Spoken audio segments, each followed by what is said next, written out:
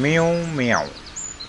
বেড়াল ছানাটি কেমন তিরতির করে এঁকে বেঁকে মায়ের পদচ্ছাপ অনুসরণ করে চলছে। মে মিয়াও। আবার মা বিড়ালটি ডাক দিতেই কেমন লাফিয়ে লাফিয়ে চলেছে ছানাটি।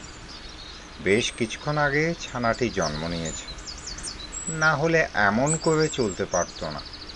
মাসখানেক আগে মা বিড়ালের ভারী পেট নিয়ে চলাফেরা করতে দেখেছে অনি। এদিক সেদিক ঘুরে ফিরে অনির দিকে চেয়ে দেখত, আর মনে হয় বলতো, এই তো কিছুদিন পরেই তোমার মতো একটা বাবু আমারও হবে। না, ভুল বলল, তার মতো না, তার ছোট বোন মিষ্টির মতো। মিষ্টি ঠিক এই বিড়াল ছানাটির মতো, তবে পার্থক্য এই মিষ্টি জন্মাবার কিছুক্ষণ পরেই ওয়াও ওয়াও করে কেঁদেছিল, কিন্তু বিড়াল ছানা জন্মাবার পর কান্না করে এমনটি অনি কখনো দেখেনি। অনি দেখছে 4-5টি তুলতুলে মাংসের কুণ্ডলির মতো মায়ের কোলের নিচে শুয়ে আছে, কোনো শব্দ করতে শুনেনি। মিষ্টির সাথে ছানাগুলো শুধু এক জায়গায় মিল আছে। তা ছানাগুলো যেমন ঘুমিয়ে থাকে, মিষ্টিও সারাদিন ঘুমিয়েই থাকে।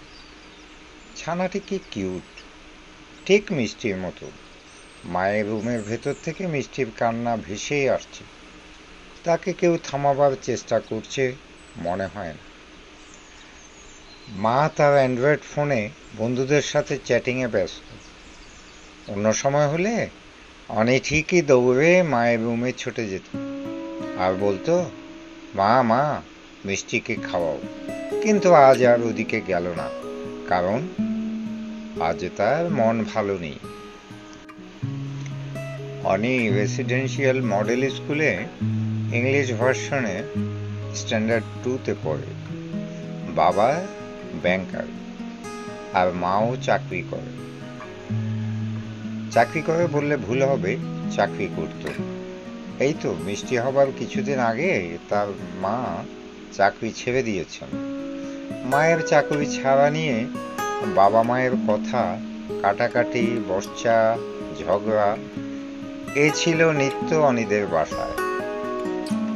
এগুলোর জন্য অনির পড়ালেখার অনেক ক্ষতিও হয়েছে, না হলে সে এখন 3য় শ্রেণী বা স্ট্যান্ডার্ড 3-তে থাকত। অনি প্রায় বারান্দায় এই ব্যালকনিতে এসে দাঁড়ায়। ওর ভীষণ ভালো লাগে রসু কাকার ছোট্ট বাগানটাকে। উপর থেকে মাটি বেশ পরিষ্কার দেখা যায়। রসু কাকা প্রায় খালি পায়ে এদিককার মাটি ওদিকে করেন আর ওদিকের মাটি এদিকে। কি কতগুলো অদ্ভুত ধরনের গাছ ছড়িয়ে ছিটে জংলা মতন থাকে। মা বলেন, ছাই, এটা বাগান হলো নাকি? কতগুলো সিম, লাউ, সবজি লতা, না আছে ফুলের আর পাতাবাহারি গাছ। লোকটা আস্ত একটা পাগল। এত সুন্দর একটা রেক্ট্যাঙ্গেল জায়গায় অ্যাপার্টমেন্ট না বানিয়ে কি ভুতুড়ে করে রেখেছে জায়গাটিকে। তবে অনির বেশ ভালো লাগে রসু কাকার বাগানটা আর রসু কাকাকে।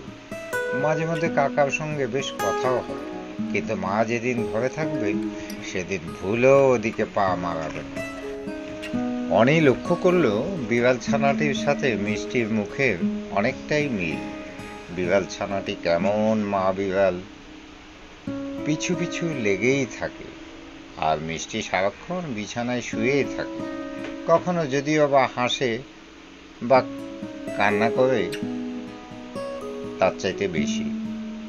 অনি ভাবে, আহা, মিষ্টি যদি বিড়ালের পেটে জন্ম নিত তবে আর তাকে শুয়ে বসে থাকতে হতো না।